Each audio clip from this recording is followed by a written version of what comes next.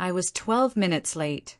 Not enough to tank a meeting, but plenty to offend a man who prided himself on never wasting a second.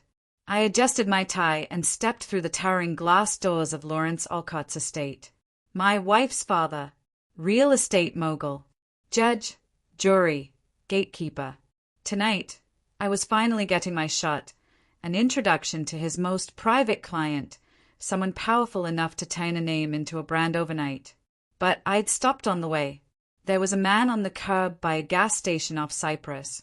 Filthy clothes, oil-stained hands, that sour scent of the forgotten. But his eyes, those weren't broken.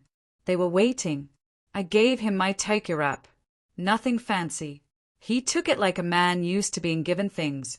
Not grateful, not begging. Just entitled. Like he knew his worth.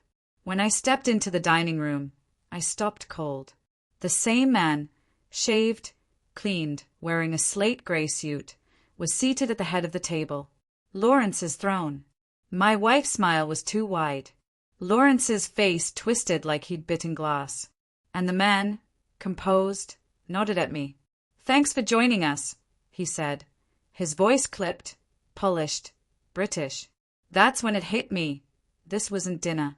This was a setup, a trial. And I had already won or lost. I married Isabel 3 years ago. She burned bright, ambitious, magnetic, but her father never accepted me. To him, I was a nobody architect with ideas bigger than my title. So I worked overtime, took unpaid projects, designed half of his green mansions for exposure. He called it mentorship. I called it loyalty. The reward? A meeting with the client.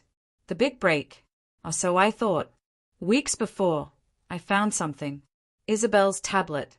An email she forgot to close. Subject, he still doesn't suspect. My name wasn't there, but the subtext was loud. I was being watched, measured, used. My designs? Already sold. My name? No way in the contracts. Isabel had been feeding him everything. Files, blueprints, passwords. I didn't confront her.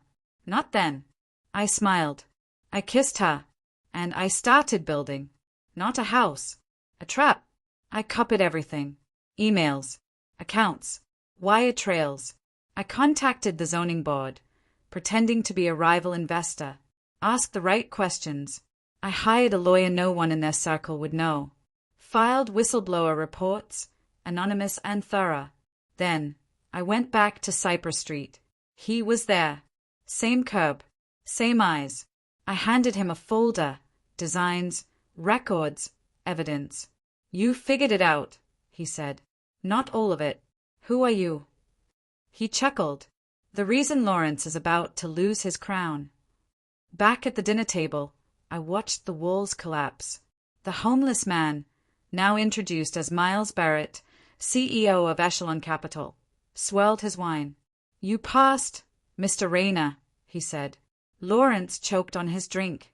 Isabel touched my wrist. Miles kept going. "You didn't ignore him. You saw value where others see waste. That's rare in your circles." He turned to Lawrence. "That's why the green tech contract goes to him, not you." Dead silence. Lawrence paled. Isabel's hand trembled. "You were never the candidate," Miles added. "You were the decoy." The collapse was swift. Permits frozen. Investigations opened. Investors fled. Alcott Enterprises bled from the head. Isabel? She cried, begged, rewrote history. I didn't scream. I didn't fight. I just left. A key on the table. Divorce papers in the lawyer's hand. I leaked just enough to the press. When they asked how I did it, I smiled. I gave someone lunch. Now, I'm building again, this time with my name on the plans. My firm, my rules. Miles sits quietly on my board. I don't believe in fate. I believe in blueprints. And the best ones, like revenge, are drawn in silence, built with precision. Funny thing, I still pass that gas station. There's always someone different on that curb. Watching, testing, and I always stop. Not because I'm kind, because I know where power hides when it's waiting to be seen, and I will never miss it again.